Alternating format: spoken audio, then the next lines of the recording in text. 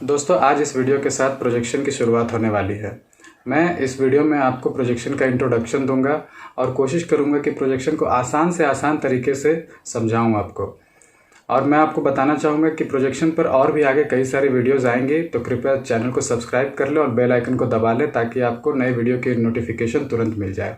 नमस्कार दोस्तों, मेरा नाम है अमन भारती। इजी लर्निंग विथ अमन में आपका स्वागत है। तो देखते हैं प्रोजेक्शन क्या होता है। दोस्तों प्रोजेक्शन को समझना इतना भी मुश्किल नहीं है। समझ लीजिए कि यह बस देखने का तरीका है। आप अपने नज़र से किसी भी ऑब्जेक्ट को किसी भी एंगल से देख सकते हैं।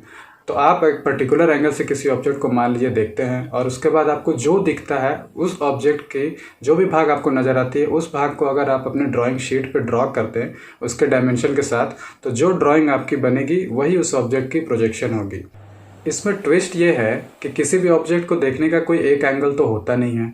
आप जो चाहे जो जिस एंगल से देख सकते हैं। मान लीजिए कि आपने किसी ऑब्जेक्ट को एक पर्टिकुलर एंगल से देखा और आपका दोस्त उसे किसी और एंगल से देखता है, तो आपको कुछ और दिखेगा, उसको कुछ और दिखेगा, लेकिन दोनों ही एक ही चीज़ को देख रहे हैं, एक ही ऑब्जेक्ट को देख रहे हैं। लेकिन फिर भी अगर आप अपने व्यू की प्रोजेक्शन बनाएंगे तो वो कुछ और बनेगा, और अगर आपका दोस्त आपके अपने व्यू की प्रोजेक्शन बनाता है तो वो कुछ और बनेगा, लेकिन ऑब्जेक्ट एक ही रहेगा। तो चलिए जरा इसे एक एग्जांपल से समझते हैं। ये ऑब्जेक्ट एज एग्जांपल मैं लेता हूँ। ये एक क्यूबॉइड है। आपको साफ साफ नज़र आ रहा होगा, ये एक क्यूबॉइड है। अब मान लीजिए कि ये ऑब्जेक्ट इस तरह से रखा हुआ है।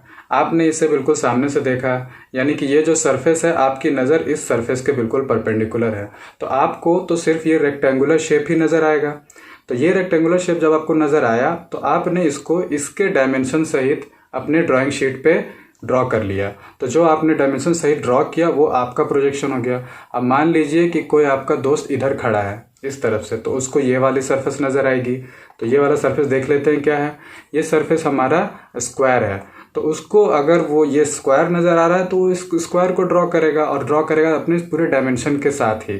तो ये जो स्क्वायर उसका बना ये उस दोस्त का प्रोजेक्शन होगा जो इधर खड़ा है। मतलब कि आप इधर खड़े थे, आपने इधर से देखा तो ये आपका प्रोजेक्शन हो गया, और अगर उधर से कोई दोस्त देख रहा है उसने इसको देख के इसका ड्रॉ किया तो वो उसका प्रोजेक्शन हो गया। अब मान लीजिए कि कोई तीसरा दोस्त आता है, वो ना तो इधर खड़ा है ना इधर खड़ा है, वो इधर कहीं खड़ा है, मतलब कि उसकी नज़र कुछ इस तरह से आ रही है, तो उसको कुछ यूं नज़र आएगा ये ऑब्जेक्ट, यानी कि कुछ हिस्सा इधर का नज़र आएगा और कुछ ये हिस्सा उसको नज़र आएगा, यानी कि ये और ये की उसकी हाइट हो गई, और ये डायमेंशन और ये हाइट और ये डायमेंशन उसको नज़र आएगा।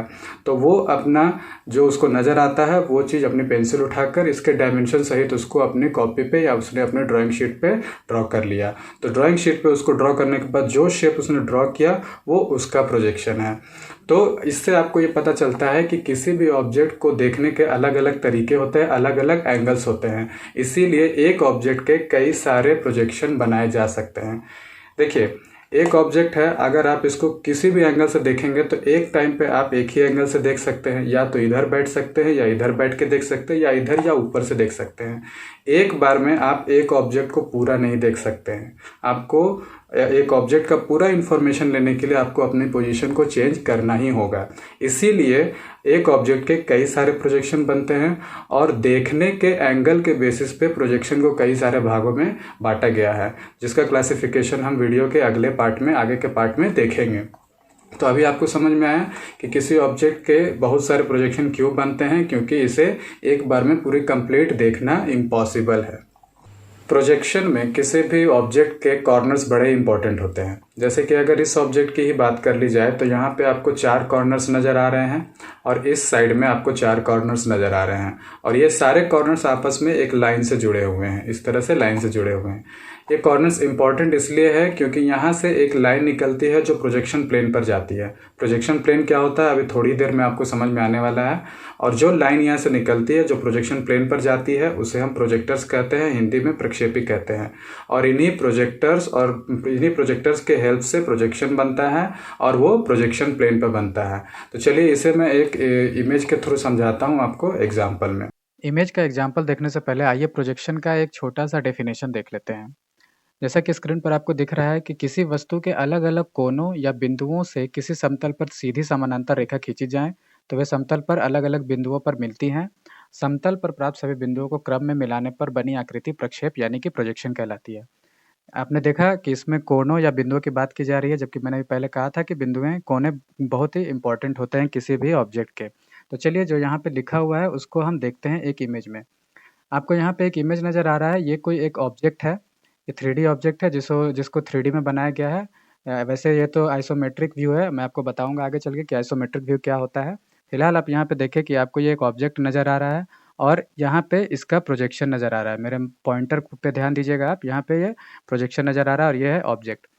तो ये जो ऑब्जेक्ट है इसमें कई सारे कोने हैं, कॉर्नर्स हैं, जैसे कि देख लीजिए आप यहाँ 1, 2, 3, 4 इसी तरह से एक कॉर्नर यहाँ, यहाँ, यहाँ, यहाँ पे और यहाँ पे भी है। कुछ कॉर्नर्स पीछे भी हैं जो ऑब्जेक्ट में छिपे हुए हैं। अब छिपे हुए हैं वो दिख नहीं रहे हैं, जैसा कि मैंने कहा था कि एक एंगल पर बैठ के आप किसी भी ऑब्जेक्ट को पूरा कंप्लीट नहीं देख सकते हैं।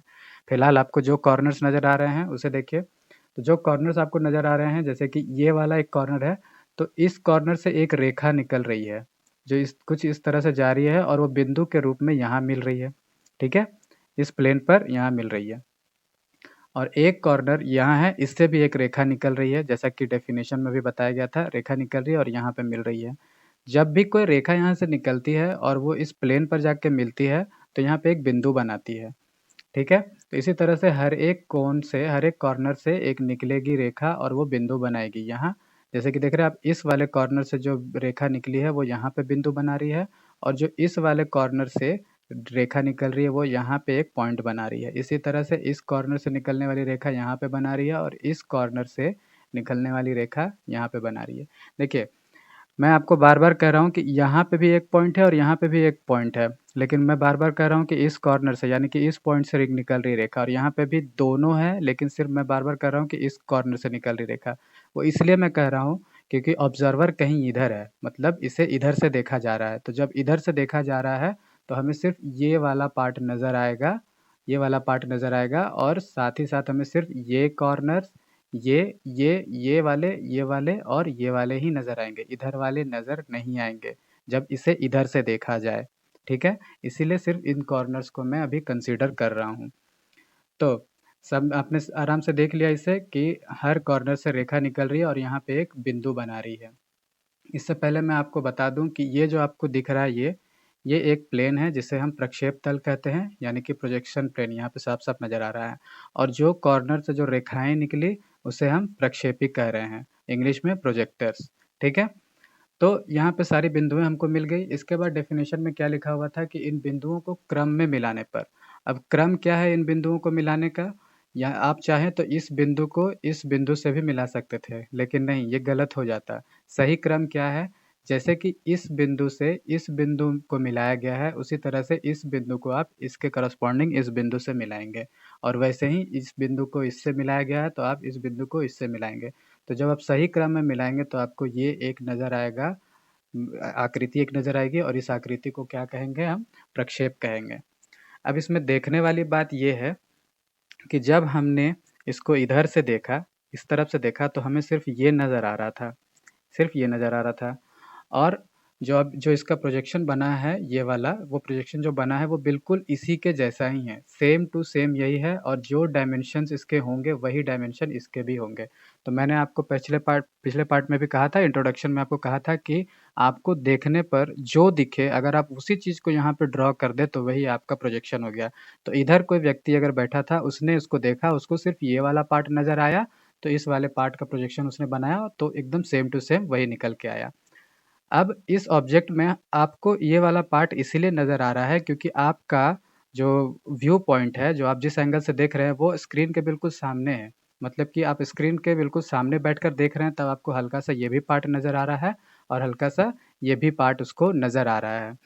इस व्यक्ति को क्या नज़र आ रहा है वो इसको य यहाँ पे उसने बना दिया। मैं आपको अब बताता हूँ कि इस व्यक्ति को क्या नज़र आएगा, अगले इमेज में देखिए। तो इस इमेज में आप देख सकते हैं कि अगर आप उस व्यक्ति के स्थान पर बैठेंगे तो आपको क्या नज़र आएगा। सारा आपको डायमेंशंस क्लियर नज़र आ रहा है।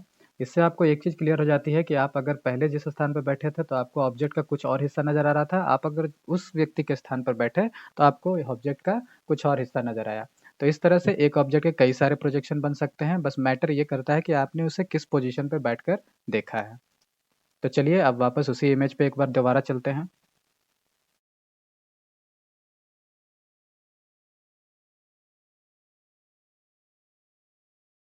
तो यहाँ पे आपने देखा कि एक ऑब्जेक्ट के कॉर्नर से निकलती हैं रेखाएं, उन रेखाओं को हम प्रोजेक्टर्स कहते हैं, प्रक्षेपी कहते हैं।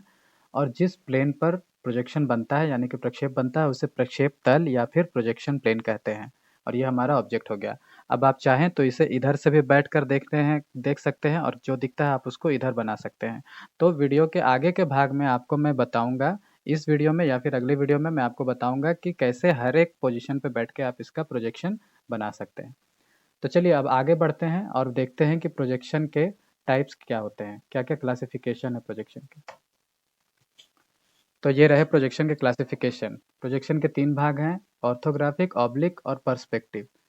और ऑर्थोग्राफिक में आता है मल्टी व्यू, जिसमें आता है फर्स्ट एंगल और थर्ड एंगल। यहाँ पे सेकंड एंगल और फोर्थ एंगल भी आता है, लेकिन हम उसे पढ़ते नहीं हैं। क्यों नहीं पढ़ते हैं उसका भी रीज़न मैं आपको बताऊंगा।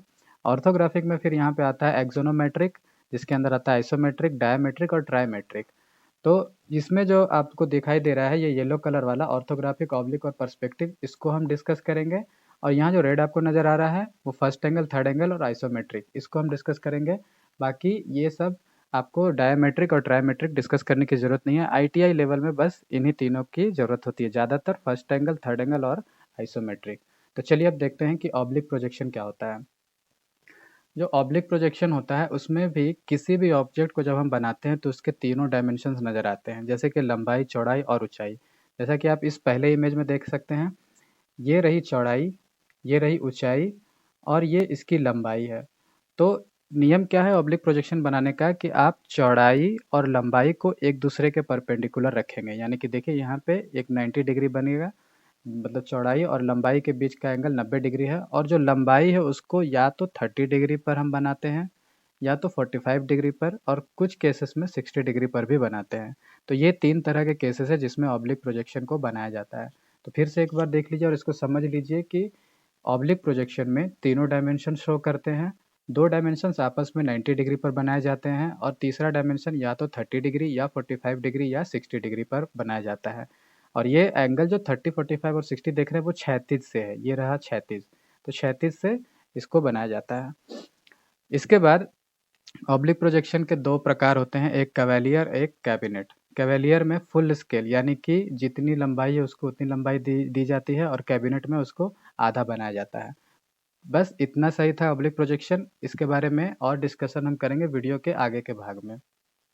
इसके बाद हम देख लेते हैं पर्सपेक्टिव क्या होता है, पर्सपेक्टिव व्यू। आपको इस इमेज में दिख रहा होगा कि आपको एक स्ट्रीट नज़र आ रही है, एक गली है, जो कि धीरे-धीरे आगे चलते हुए दूर चली जा रही है, बहुत दूर। जो सामने की जो आपको बिल्डिंग नज़र आ रही है वो काफ़ी दूर है। तो पर्सपेक्टिव व्यू का मतलब होता है कि आपको एक किसी भी पर्टिकुलर एंगल पर खड़ा हो जाना है और उस एंगल से आपको जो नज़र आता है वैसा ही चीज़ अगर आप उसको ड्रॉ कर देंगे तो ये पर्सपेक्टिव व्यू कहलाता है। इससे पहले ज़रा सा हम एक बार ऑब्लिक प्रोजेक्शन फिर से देख लेते हैं। ऑब्लिक प्रोजेक्शन में क्या है कि आपको उसी एंगल पे खड़ा होना है, उसी एंगल पे खड़ा होना है जिस एंगल से आपको ये वाला पार्ट 30 डिग्री पर दिखाई दे, या फिर 45 डिग्री पर, या फिर 65 डिग्री पर। आपके पास 3 ऑप्शन है चूज़ करने के, कि आप कुछ इस प्रकार से खड़ा हों, इस प्रकार से इस पोजीशन पे बैठे या खड़े हों जहाँ से आपको चौड़ाई और लंबाई 90 डिग्री पर दिखाई दे। लेकिन जो तीसरा डायमेंशन है, लंबाई, वो 30 डिग्री पर हो सकता है, या फिर दूसरा ऑप्शन 45 डिग्री पर दिखाई दे सकता है, तीसरा ऑप्शन 60 डिग्री पर दिखाई देता है। लेकिन पर्सपेक्टिव व्यू में क्या है कि आपको जहाँ इच्छा है उस पोजीशन पे आप खड़े हो जाइए और उसमें जिस तरह से आपको दिखता है उसको बस आप ड्रॉ कर दीजिए। पर्सपेक्टिव व्यू को ड्रॉ करने का तरीका क्या है, जो ऑब्जेक्ट्स आपके करीब होंगे उनको बड़ा बनाया जाएगा और जो ऑब्जेक्ट्स आपसे दूर चले जाएंगे उनको छोटा बनाया जाएगा। जैसे कि देखिए बिल्डिंग कितना छोटा नज़र आ रहा है और सामने जो ये सीढ़ियाँ आपको नज़र आ रही है ये बहुत ही बड़ी नज़र आ रही है। साथ ही साथ अगर आप इस रास्ते के बीच में जो बनी पट्टी को देखेंगे तो जो जो पट्टी आपके बिल्कुल करीब है वो बड़ी और चौड़ी नज़र आ रही है, और जैसे जैसे पट्टियाँ दूर जा रही हैं वो छोटी होती चली जा रही हैं। हालांकि असल में ये सारे पट्टियाँ एक ही साइज़ के हैं, लेकिन क्योंकि ये दूर जा रही है तो दूर वाली चीज़ को दिखाने के लिए हम छोटी बनाते हैं। तो ये होता है पर्सपेक्टिव व्यू। साथ ही साथ आप अगर ध्यान देंगे तो जितनी भी लाइन्स है वो एक सीधी रेखा में चली जाती है और लास्ट में आखिर में जाके एक बिंदु पर ही मिलेगी, और ये भी जो लाइन चली जा रही है वो आखिर में जाके एक बिंदु पर ही मिलेगी। चलिए पर्सपेक्टिव का एक और एग्जांपल हम देखते हैं, जैसे कि ये रेल की पटरियाँ। आप साफ-साफ इसमें देख सकते हैं कि ये जो रेल की पटरियाँ जा रही हैं और अंत में जाके एक पॉइंट पर ख़त्म होती है। इसी तरह से यहाँ भी ये पटरियाँ जा रही है और एक पॉइंट पे ही ख़त्म होती है। आपको साफ-साफ पता है कि रेल की जो पटरियाँ होती है, उनके बीच की दूरी कभी बदलती नहीं है, वो समानांतर होती है आपस में। लेकिन फिर भी अगर आप इस पॉइंट पर खड़े होकर देखेंगे तो आपको ऐसा लगेगा कि इन दोनों के बीच की दूरी घटती चली जा रही है। यही है पर्सपेक्टिव व्यू। अगर आप इन पटरियों को किसी और पोज़ीशन से देखते तो शायद आपको इस तरह से नहीं दिखता, कुछ और दिखता। लेकिन वो अलग ही पर्सपेक्टिव बन जाता और ये अलग एक पर्सपेक्टिव है। साथ ही साथ आप ये देखेंगे कि जो पटरियों के बीच में जो लकड़ी के स्लीपर्स बने हैं, इनको स्लीपर्स कहते हैं। ये स्लीपर्स जो आपके बिल्कुल करीब है वो बड़ा नज़र आ रहा है, फिर जो दूर गया वो छोटा और उससे दूर और छोटा और ऐसे करते-करते स्लीपर्स के भी साइज़ एकदम छोटे होते चले जा रहे हैं और आखिर में एक पॉइंट बनता चला जा रहा है। तो ये तरीका है पर्सपेक्टिव व्यू बनाने का। क्योंकि ये तरीका इसलिए अपनाया जाता है क्योंकि आप जिस स्क्रीन पर इसको देख रहे हैं या फिर जिस पेज पर आप इसको बनाएँगे वो एक 2D है, लेकिन ये एक 3D इमेज है। तो 3D इमेज को बनाने का तरीका ही यही होता है कि पास वाली चीज़ को बड़ा दिखाओ और जो दूर वाली चीज़ है उसको छोटा दिखाओ। अब मेरे पॉइंटर पर आप ध्यान दीजिएगा। जब ये पटरी के मैं इस पोज़ीशन पे हूँ, तो आप अपनी स्क्रीन पर देखिए कि पॉइंटर कहाँ पे है और जब मैं पटरी में आगे बढ़ता हूँ और बिल्कुल उस पॉइंट पर पहुँच जाता हूँ, तो अब देखिए आप अपनी स्क्रीन पर कि पॉइंटर कहाँ पे है।